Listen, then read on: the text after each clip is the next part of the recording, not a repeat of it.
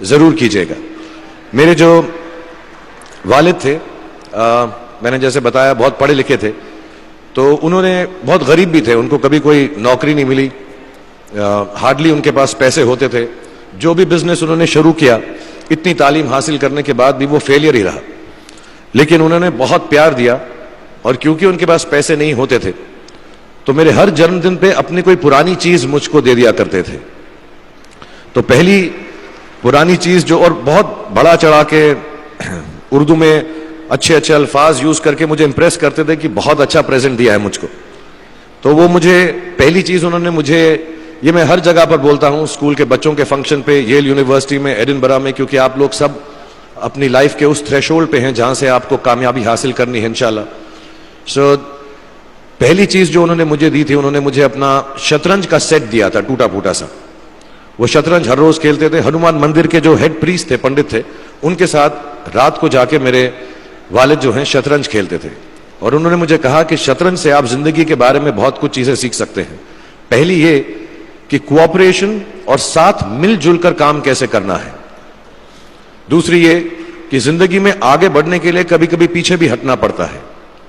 तीसरी ये कि जो छोटे लोग होते हैं, जो आप समझते हैं, कई लोग ऐसी बात मानते हैं, जो पॉन्स होते हैं, जो प्यादे होते हैं, उनकी सबसे ज्यादा इज्जत करना जिंदगी के अंदर। कोई भी इंसान छोटा नहीं होता, हमेशा हमेशा जिंदगी में काम आता है।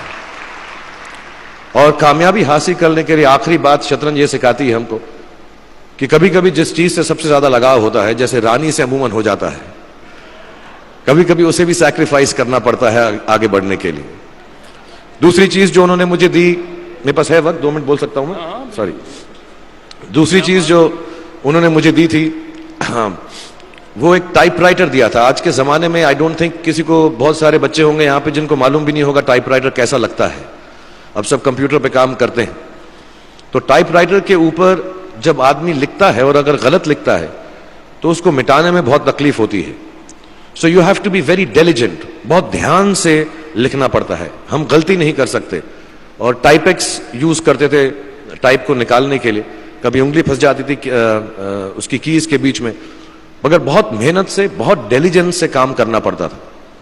तो जब मैं उस पर टाइपिंग सीखा स्कूल में कॉमर्स करते वक्त, so the only thing I realise is that practice makes you perfect. तो जो भी काम आप जिंदगी में करें उसको डिलिजेंस से करें, ऐसा करें कि कोई गलती ना हो, अपना पूरा दिमाग लगाकर करें, सोच समझ कर करें, ऐसे करें कि यह काम जिंदगी में आपका पहला काम है और इसके बाद आपको मौका नहीं मिलेगा, और शायद यह काम आपका जिंदगी का आखिरी काम है, इसके बाद फिर मौका नहीं मिलेगा। So do it with that kind of diligence. तीसरी चीज उन्होंने मुझे कैमरा दी थी, क्योंकि बहुत गरीब थे, वो कैमरा चलता नहीं था बिल्कुल भी, सिर्फ उसके व्यू फाइंडर से बड़ी अच्छी अच्छी तस्वीरें दिख जाती थी, लेकिन खिंचती बिल्कुल भी नहीं थी। और इससे मुझे उन्होंने सीख दी कि जो हमारी क्रिएटिविटी होती है, हम जो भी, कभी कभी हमारी हॉबी होती है, कभी कभी हमारा उससे प्यार होता है, लेकिन हम उसको अपनी नौकरी नहीं बना सकते, अपना काम नहीं बना सकते। बहुत कम लोग ऐसे फॉर्चुनेट होते हैं जैसे मैं हूं कि जो मेरी हॉबी थी, जिस चीज से मुझे प्यार था, कलाकारी से, एक्टिंग से, वो मेरा पेशा भी बन गया। अमूमन ऐसा होता नहीं है, लेकिन जो हमारी कला है, चाहे वो पोएट्री है, चाहे वो लिखना है, चाहे वो पेंटिंग है, चाहे जो भी चीज, गाना है, अकेले में गाना है, हमारी क्रिएटिविटी जरूरी नहीं है कि दुनिया एक्सेप्ट करे। जैसे उस कैमरा की तस्वीरें दिखती नहीं है, लेकिन उसमें देखने से खूबसूरत लगता है हर कुछ, वैसे ही आपकी जो क्रिएटिविटी है वो अपने लिए रखें। क्योंकि जिंदगी में कभी ना कभी, कहीं ना कभी ऐसा मुकाम आएगा जब आप बहुत अकेला फील करेंगे। हो सकता है दुख का समय भी आए, उस वक्त आपकी जो क्रिएटिविटी है वो आपकी सबसे अच्छी दोस्त होगी, दुनिया उसको माने या ना माने। मैं बहुत खराब पोएट्री करता हूं, लेकिन जब भी दुखी होता हूं तो लिख लेता हूं। सराफ साहब से मैं अब सीखना भी चाहता हूं, मैं रेखता पे जाऊंगा, मुझे लगता है ये कमाल की साइट है, थोड़ी मैं शायरी वगैरह सीखूंगा। मेरी शायरी बहुत खराब है कि हमने तुम्हारी याद में रो रो के टब भर दिए, वो आए और नहा कर चल दिए, इस लेवल की पोएट्री है। लेकिन जब दुख होता है, ये भी बैठकर जब लिखता हूं तो बहुत दिल को शांति मिलती है। आखिरी चीज मेरे वालिद ने मुझे दी थी, वो दोनों मिक्स है, मैं जल्दी खत्म करता हूं क्योंकि आप लोगों के पास वक्त नहीं है, आप लोगों को अपनी डिग्रीज लेनी है, सोच रहे होंगे इतना वक्त जाया कर रहा है हमारा ये। तो मैं जल्दी से बताता हूं। एक, उन्होंने मुझे कहा एक सेंस ऑफ ह्यूमर हमेशा रखना जिंदगी में। हंसते हमेशा रहना, एक चाइल्ड लाइक इनोसेंस जरूर रखना। जैसे एक छोटे बच्चे की जो एक इनोसेंस होती है, जो उसका दुनिया की तरफ जो नजरिया होता है बड़ा इनोसेंट सा होता है, उसमें कोई खामी नहीं होती, गलती नहीं होती, अभी दुनियावी बातें नहीं आई होती, तो वैसी रखना। कई बार बचपन में मैंने जब बदतमीजी की या कोई गलत काम किया तो उन्होंने सेंस ऑफ ह्यूमर से मुझे बचाया। और जिंदगी भर अगर आप अपने ऊपर, अपने हाल पे, दुनिया पे, क्योंकि लोग आपसे हर कोई बात कहेंगे, अच्छी बात भी कहेंगे, बुरी बात भी कहेंगे, क्योंकि लोगों का काम है कहना। अगर आप उसको एक सेंस ऑफ ह्यूमर से देख सकेंगे तो जिंदगी जो है बहुत बेहतर रहेगी। And last not the least, what my father gave me, what my mother gave me and what your parents have given you, आपके जो पेरेंट्स हैं जो आपको दिया है, वो सबसे बड़ी गिफ्ट है, गिफ्ट ऑफ लाइफ। जिंदगी की जो जिंदगी एक खुद ही सबसे बड़ा तोहफा है हमारी जिंदगी, और उसको वैसे ही ट्रीट कीजिए।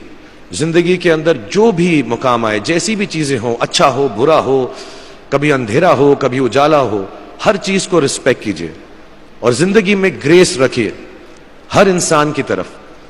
हर इंसान जो भी आपसे जो भी बात करेगा वो अपनी मुसीबत के हिसाब से करेगा, अपनी हैसियत के हिसाब से करेगा, कभी गलत बात भी बोलेगा, ऊंची बात भी बोलेगा। जब आप काम करेंगे, जब आप बड़ी बड़ी कंपनीज के अंदर नौकरी हासिल करेंगे, आपका हमेशा झगड़ा रहेगा, जो मेरा जूनियर है वो ऐसी बात करता है, मेरा सीनियर जो है ऐसी बात करता है।